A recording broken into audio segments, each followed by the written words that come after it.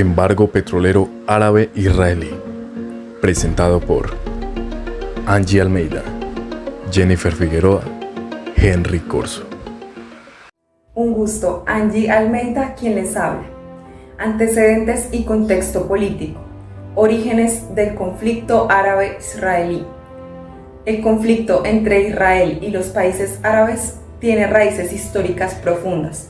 Durante el siglo XIX comenzaron a formarse los primeros asentamientos judíos en Palestina, comprando tierras a los otomanos o terratenientes árabes.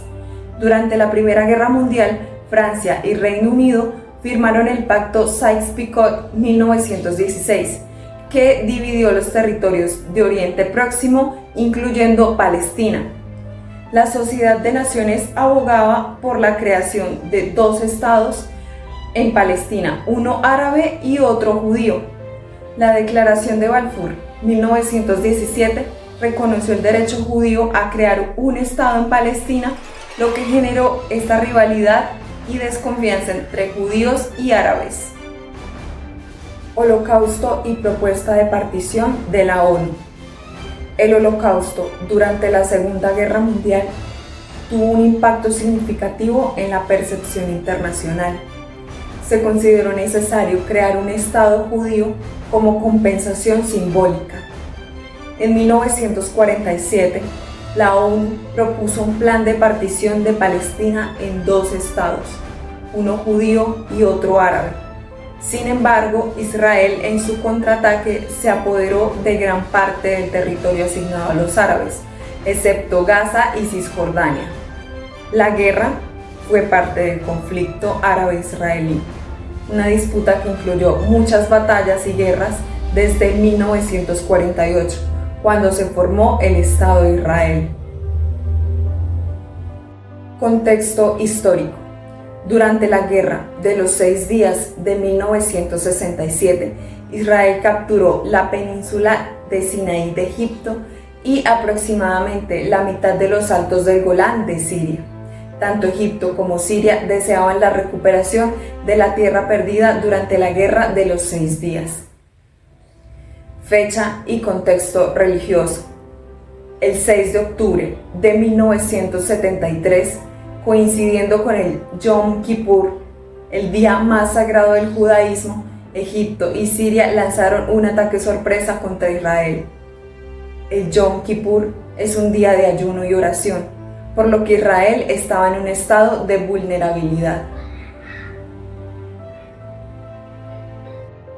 Planificación de la ofensiva. El presidente egipcio Anwar Sadat y el mandatario sirio Hafez al-Assad meticulosamente planificaron la ofensiva. Su objetivo era no solo romper las líneas de defensa israelíes, sino también hacer que los líderes israelíes sintieran que estaban en un riesgo de perder su estado.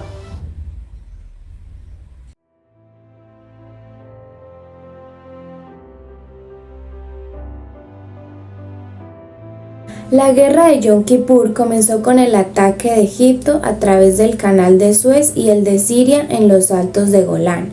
Estaban buscando recuperar los territorios perdidos en la guerra de los 6 días de 1967.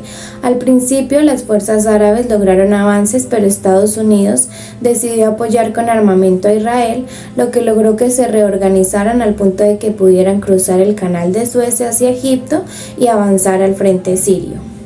Este conflicto concluyó con un alto al fuego negociado por la ONU el 25 de octubre de 1973. Sin embargo, el embargo se dio por una decisión tomada por la Organización de Países Árabes Exportadores de Petróleo, o APEC, quien en ese entonces era conformado por países como Arabia Saudita, Kuwait, Libia, Emiratos Árabes Unidos, Argelia, Irak, Qatar, Siria y Egipto.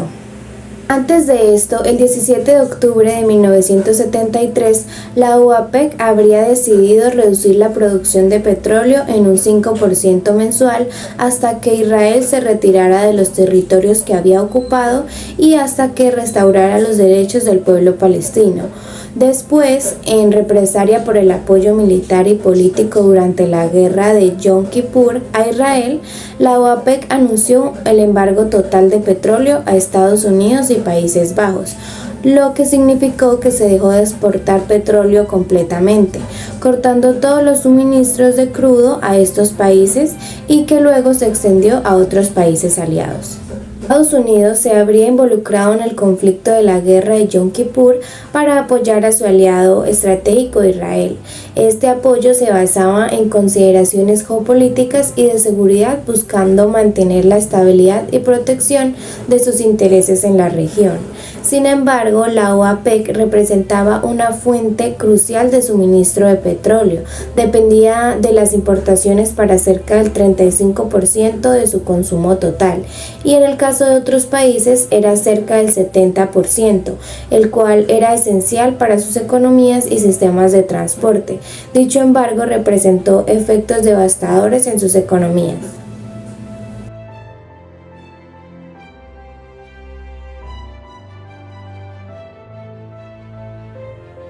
Buenas tardes, mi nombre es Henry Corso y a continuación voy a hablar sobre las consecuencias económicas globales. El primer aspecto a tener en cuenta es la crisis energética, la decisión de la OPEP de no exportar petróleo a países que apoyaban a Israel durante la guerra de Yom Kippur. Esto llevó a una escasez de petróleo y sobre todo al aumento en los precios de este anteriormente mencionado. Otro aspecto muy importante a tener en cuenta fue la recesión. La subida del precio del petróleo causó una inflación y el desempleo, lo que contribuyó a la recesión global de 1973 y 1975.